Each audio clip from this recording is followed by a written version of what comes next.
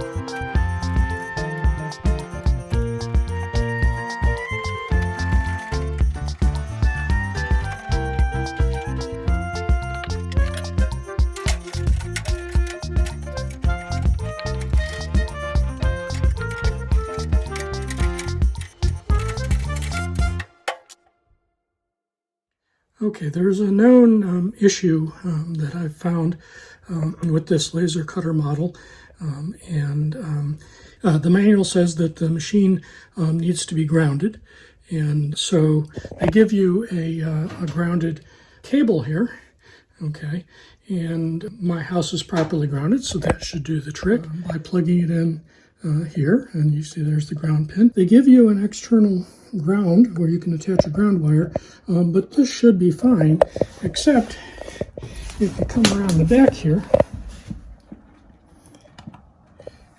you can see that that ground pin is not connected to anything.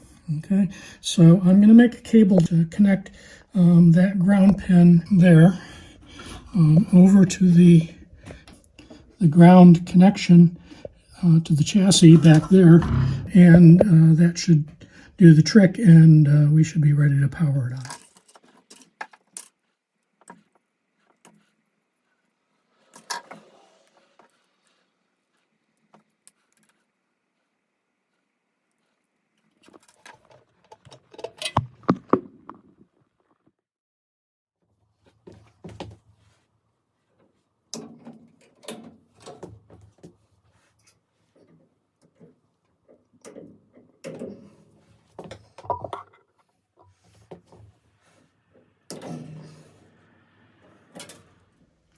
If you watched my laser cutter unboxing video, you know that it came with everything needed to vent the fumes outdoors, except it didn't come with a vent cap. They leave that depending on your installation. So I picked this one up at Lowe's yesterday, and I'm going to install it in this piece of foam insulation that fits in my window, and then I'll have an easy way to vent the entire fumes outdoors. So